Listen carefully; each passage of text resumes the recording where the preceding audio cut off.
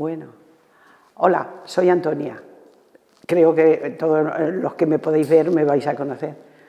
Estoy aquí para hacer un repaso de lo que ha sido mi trabajo y de la economía sumergida y de todas esas cosas. En el 60 empecé a trabajar en fábricas de calzado. Tenía 15 años y no tenía otra opción. A mis padres me dijeron, hay que trabajar.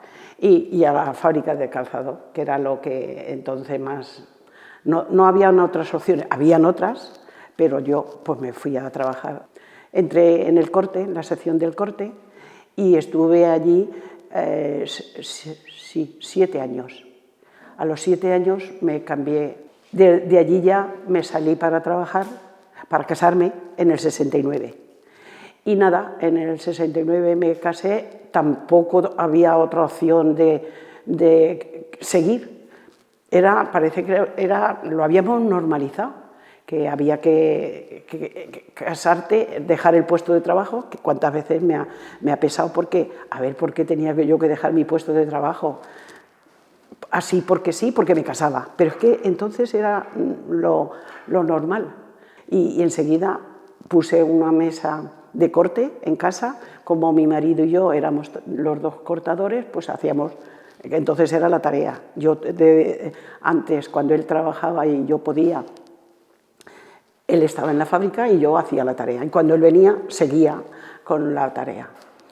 Tampoco lo llevábamos mal, entonces también lo veíamos hasta muy bien. Sé que era economía sumergida, que no lo reconocía nadie, no estaba muy bien pagada porque tenías que trabajar muchas horas y sábados y domingos y todo para poder sacarte, pero bueno, pero gracias a eso lo veíamos tan normal porque era para avanzar, para hacerte con un piso, para criar a tus hijos bien, porque los sueldos tampoco eran muy bollantes. Sí que la economía estaba más baja, que también se podía pasar con menos, pero había que trabajar horas extras, como si dijéramos.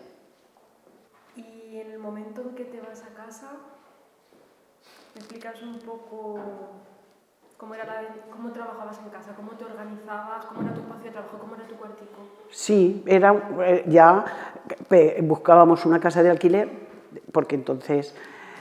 y entonces una habitación de la casa ya era para la faena, porque la mesa de cortar ocupaba espacio, luego los materiales y otra mesa aparte, porque también tengo que decir que había que en el corte, pues luego tenías que tener a alguien que te ayudara a marcar, a señalar, a hacer los números, porque si no te ocupaba mucho espacio.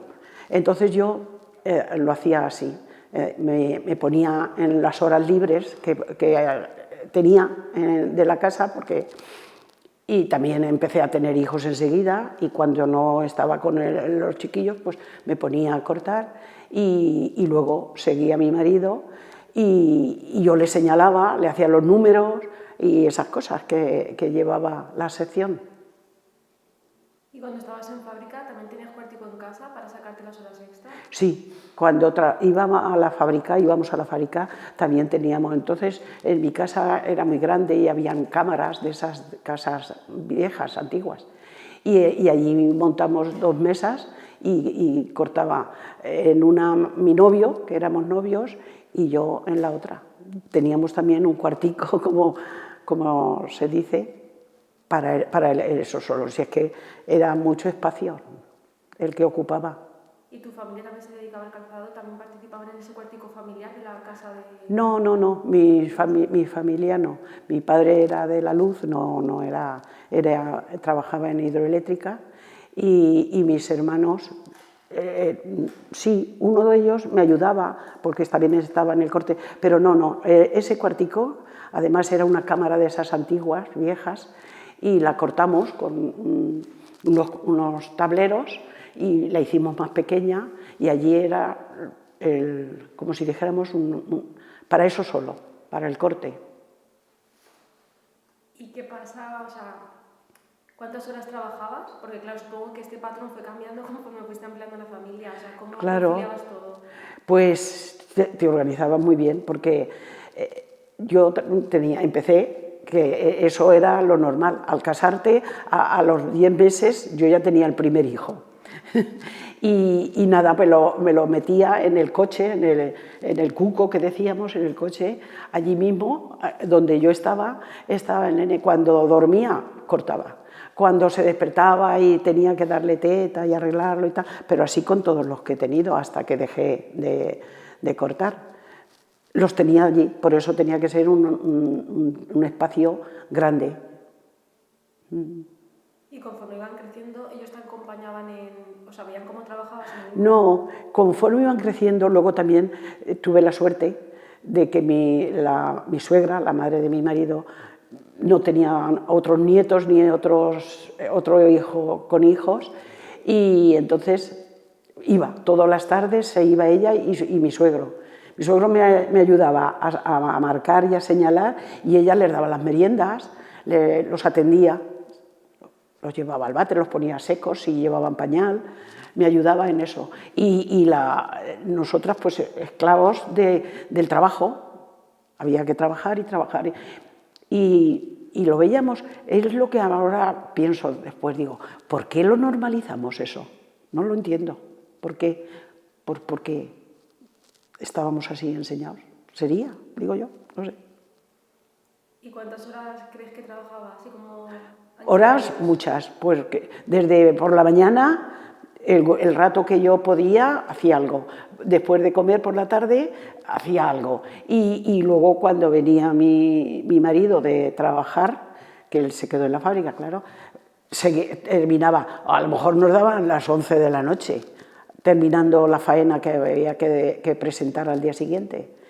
Y sábados, y los sábados yo recuerdo que no, ya los sábados y domingos los dedicábamos más a limpiar a la casa y a organizarnos, pero diariamente muchas horas.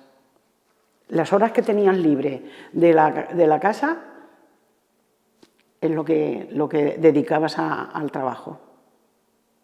Había mucho volumen de trabajo en ese momento, ¿no? Sí, es que fueron una época que fue un boom del calzado en Almansa, que había mucho trabajo. Venían de todos los pueblos de alrededor a trabajar, venían en autobuses a trabajar a Almansa, y había mucho trabajo, y demandaban mucha faena en la fábrica. Hacíamos horas también, extras, y a destajo, y se trabajaba mucho. Y siempre decíamos, porque los jornales bajos, siempre decíamos, pues gracias a las horas y al destajo y a las tareas, si algún día esto nos falla, no se podía vivir con lo que se ganaba poco, pero es lo que había y lo que tocaba. ¿En casa se cobraba ese destajo y en la fábrica también? ¿O depende de la No, en casa se cobraba según los pares que hacías. Sí, y en la fábrica también te daban un extra si hacías la faena, si hacías algo más, o sea, también te indemnizaban con unos extras. ¿Y recibías faena en casa todos los días? ¿Te lo traía un encargado y ibas tú a la fábrica?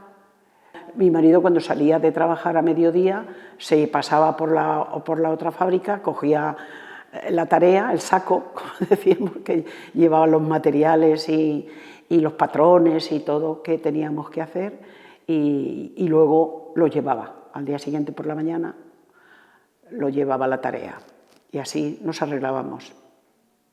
¿Y cuántos años estuviste dentro de la fábrica y luego trabajando desde casa? Estuve, pues yo me casé en el 60 y hasta el 82, que murió mi suegro, y dije, ya, como se ha muerto mi ayudante, dejo la tarea. Sí. ¿Y cuántos años tenían tus hijos? Pues yo me casé en el 69, en el 70 nació mi hijo, y hasta el 82 estuve trabajando.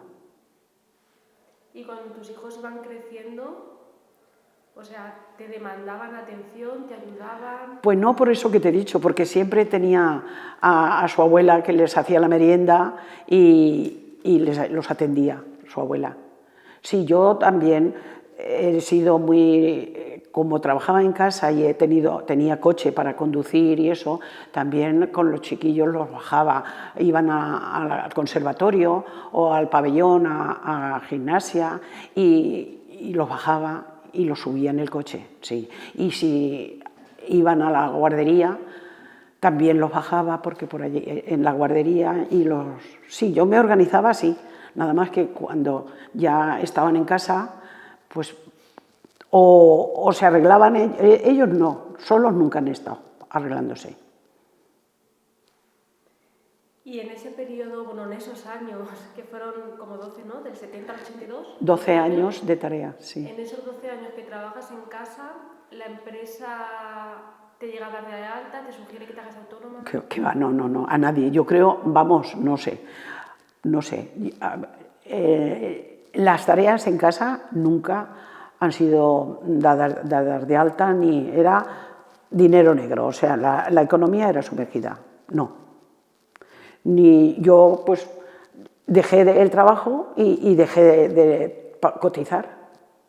Y eso, menos mal que luego me ha servido las cotizaciones, tengo algo de prestación de jubilación, pero tampoco gran cosa, porque no tenía todas. Entonces, cuando yo me salí, para cobrar el 100%, tenías que tener la cotización de 12 años o 15 años. Pero a mí me sirvieron, los años que estuve cotizando, me sirvieron para pagarme el SOBI, una prestación que es lo que sigo cobrando. ¿Y no sé si vivías en una casa o en un edificio? Yo me casé, siempre he vivido en edificio, de comunidad. ¿Y en esa comunidad tus vecinas también hacían tareas? Sí, pues algunas sí que hacían tareas.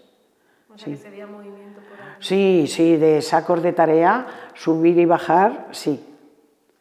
En donde vivía yo primero, luego me fui a la calle El Muelle y allí sí. Pero luego ya me bajé y aquí también, porque vivo en Rambla de la Mancha. Y ahí también al principio había una mujer, una que hacía en casa con una máquina de calar y hacía un ruido, era horroroso. Y ella, ay, lo siento, le ponía tacos en la máquina para no hacer ruido, pero hacía muchísimo ruido. Es la única que en casa. Y no, había otra también que se llevaba no sé lo que hacía, pasados o no sé, hacía.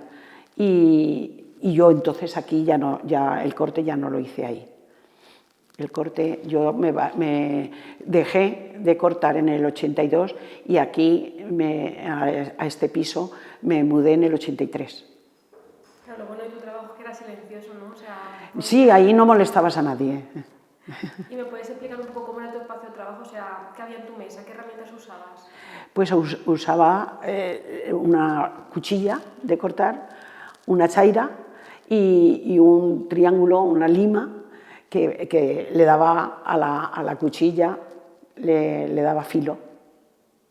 No tenía más herramientas. Luego los patrones y todo lo demás, la tiza de marcarlos, eso, la tiza la ponía yo, pero los patrones y todo, lo que era la estructura, me la traían con el modelo que había que cortar.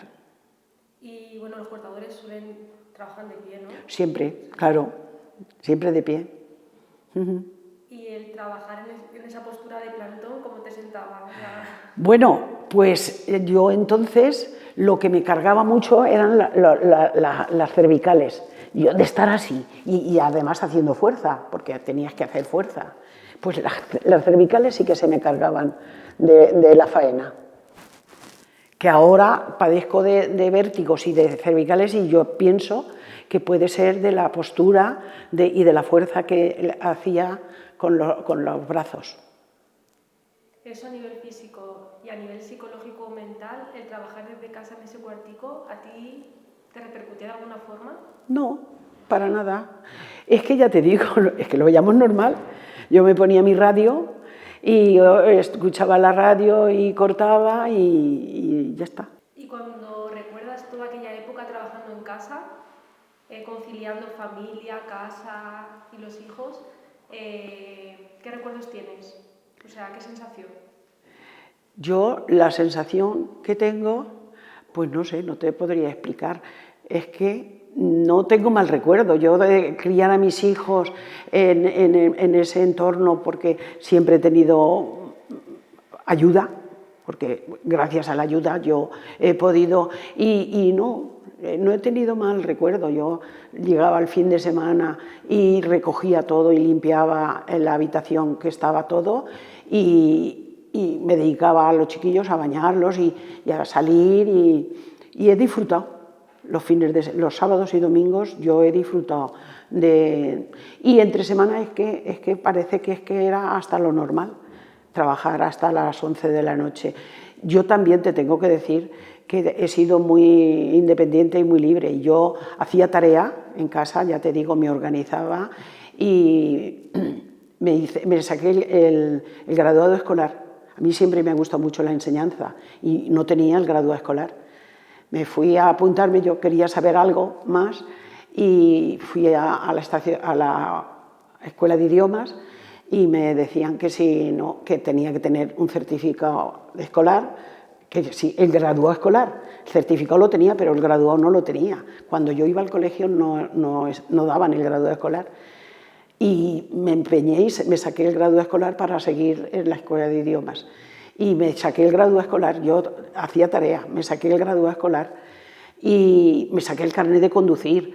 Bueno, que yo he sido bastante, luego también asistía yo, que me ha gustado mucho, a los centros de cultura popular y me ha gustado hacer en los centros, se hablaba entonces, eran charlas de todas y también las llevaba, o sea que me organizaba y en los ratos libres cortaba, pero también podía hacer eso porque luego cuando venía mi marido, ¿qué has hecho? ¿Esto has hecho solo? Pues eso, pues hay que terminar. Bueno, pues cuando acostábamos a los nenes lo terminábamos y ya está.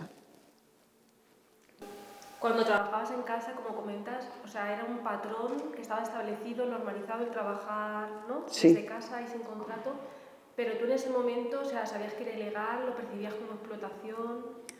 No lo percibía así, ya te digo. Tampoco como casarte y dejar el puesto de trabajo, tampoco yo me salí tan contenta. Dice mi jefe, te vas, no lloras ni nada porque te vas. ¿Sabes lo que le contesté? Mira, si éramos tontas, lloraré si tengo que volver. Y no volví, pero en casa lo hacía, o sea que fue horrible. Eso, pero no lo percibía yo como ahora te das cuenta cuando vas sabiendo más cosas y ves y dices, ¿cómo éramos así las mujeres? Pero en todo, cómo nos educaron en que tú te casabas, te ibas a tu casa y a cuidar a tus hijos y cuanto más tengas mejor. Estábamos así estructurados. La sociedad, la religión, lo que fuera, pero ya era eso y lo veíamos así. ¿Y todas tus compañeras hacían lo mismo? ¿O alguna se quedaba? ¿O volvía? Volver, en mi época, pocas. En mi época, pocas volvían a trabajar. Alguna volvería, digo yo. Y ya inmediatamente ya cambió la cosa. Y ya la mujer ya dijo, no, el puesto de trabajo que yo... Cuando ya mis hijas eran mayores y no dejéis vosotras el puesto de trabajo jamás. Te da libertad, te da independencia económica.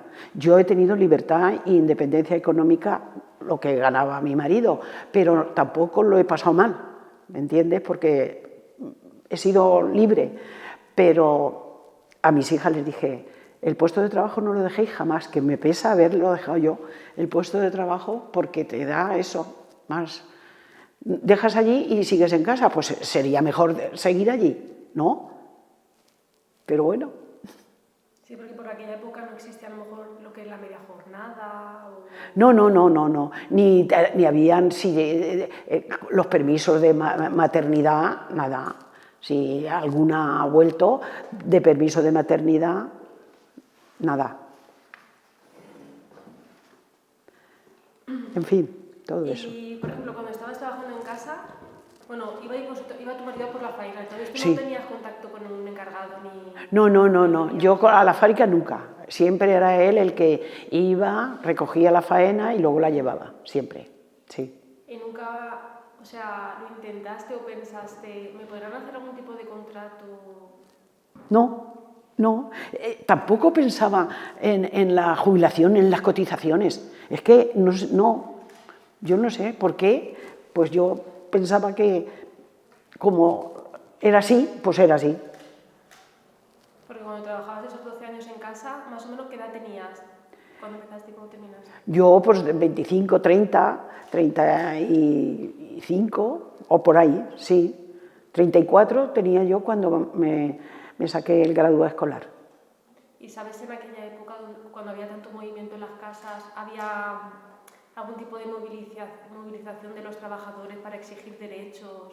No, nada. Había movilizaciones cuando pedíamos la subida, o sea, cuando los convenios, cuando había que gestionar los convenios, entonces sí que había movilizaciones, pero nunca en esas movilizaciones que iba yo también a lo mejor, y no decían hay que reclamar no. Sí que ya se hablaba que era ilegal la faena, la economía sumergida estaba haciendo daño a la sociedad, pero como a nosotros nos venía bien la economía sumergida, tampoco protestábamos por eso. Y no, yo creo que no existían esas movilizaciones de reconocimiento de la economía sumergida, vamos, que yo sepa.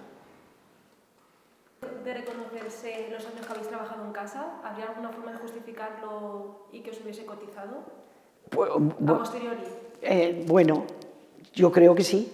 Si se hiciera, muy bien, pero lo veo difícil que el sector del calzado reconozca la faena que se hacía en casa, porque ellos a lo mejor, vamos, también hicieron mucho dinero, porque se hacían las fincas y se hacían casas con el dinero que todos ganábamos, no solo ellos, porque si ellos ganaban dinero, nosotros aportábamos a esas ganancias.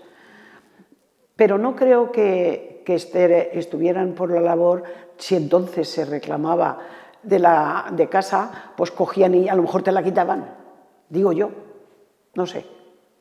Pero no conoces a nadie que en ese caso, que se pusiese brava y la eliminase. No, claro. Lo normal era y encima contenta porque tenía faena, ¿sabes? Y es eso. Una mujer me contaba el otro día en su entrevista que, por ejemplo, se cree que la economía sumergida es la única forma de competir en el mercado, el calzado español, con los precios de otros países. Pero ella decía que sí y no, porque decía que los empresarios habían ganado. Dice, claro, tú si montas una empresa es para ganar, es obvio. Claro. Dice, pero es que han ganado como desproporcionalmente al empleado. O sea, como... Claro. Que sí. Pero que yo pienso que eso sigue pasando. En los empresarios fuertes tienen ganancias y la banca y todo tiene millones de ganancias y nosotros nos vemos negros para terminar el mes. O sea que la desigualdad ha existido siempre. Claro, y los movimientos sociales que se rebelan contra eso, no sé en qué... Entonces, nada, además, yo creo que no estaban permitidas las asambleas, o si estaban, eran un poco clandestinas, ¿sabes? Digo yo, porque no se sacaba nada en claro rebelarte. Además, es que tampoco había mucha rebelación, no había conciencia social de lo que estaban haciendo con nosotras, eso es verdad. Y a nivel personal, tú en esos años aportabas con tu nómina extra, sí. Con tu sobrecito extra, y digamos que tú te sentías más libre económicamente, o sea, con ese dinero... Sí, es por eso por lo que se trabajaba, para sentirte, para poderte hacer, porque me casé y me fui a un piso de alquiler, pero queríamos comprarnos un piso, entonces había que trabajar, ahorrar y comprarte el piso, y luego pues comprarte el coche, y luego pues que los chiquillos vayan a actividades extras y a pagarlos, o sea, para poder hacer frente a toda la economía que había en la casa, pues trabajábamos. Y cuando pasó, o sea, cuando llegó la edad de jubilarte y no tenías tú esa disponibilidad propia de dinero, ¿qué sentías? No, sí. Yo cuando dejé la tarea, bueno, mi marido y también iba ganando más, iba evolucionando, luego lo hicieron encargado en la empresa, luego se hizo autónomo y trabajaba por su cuenta en el calzado y ganaba más dinero, entonces yo ya no vi la necesidad de trabajar en casa. ¿Y sabes o crees si las empresas de Almansa siguen externalizando el calzado a casas? Ahora no, creo que sí, creo que aún hay gente que se dice que sí que van con las tareas a las casas, pero no, yo no te sé decir, porque también los guarnecidos que habían antes, fuera de la fábrica, a lo mejor se hacían un taller de guarnecido y eso cada vez van a menos. Y los talleres que hacen de cortes y de todo, también particulares, también van a... No sé si aún sigue habiendo en las casas o no te sabría decir. ¿Y por qué crees que surge el trabajo domiciliario en el sector del calzado? El trabajo domiciliario, ¿por qué existe? Por eso, por ganar más o por abaratar, no sé, por competir con otros mercados que pueden, no sé.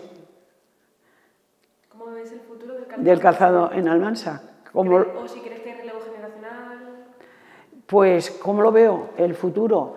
Yo tampoco sé ahora cómo funcionan, pero lo veo mal porque cada vez están cerrando más fábricas y cada vez están haciendo más reducciones de plantilla. Y no sé, quedan pocas fábricas entonces, no sé si llegábamos a casi 100 fábricas que habían en Almansa cuando yo iba a la fábrica. Pues ahora han ido cerrando cada vez más y a día de hoy no sé si quedarán 8 o 10 fábricas, no quedan más, o menos, te digo. Creo que 5 o 6 y no sé cómo lo hacen. Pienso que tratarán de aguantar y de subsistir, pero yo creo que la economía sumergida en la faena de casa no es tal porque no hay tanta faena ya. O sea, que no es porque se han mejorado los derechos laborales o hay mayor conciencia, sino simplemente porque no hay oferta. No. Los derechos laborales siguen siendo porque hasta en el último convenio del calzado han tenido que pelear y hacer huelga y todo para hacer el convenio, que todos los años se hacían sin protestas ni huelgas y ahora les está costando.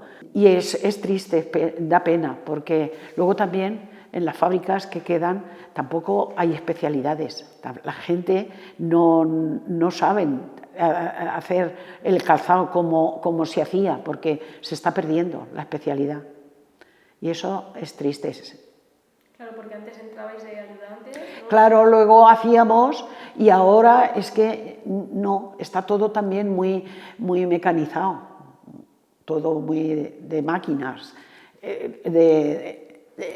automáticas, quiero decir, y eso quita la especialidad de la mano de obra, la disminuye.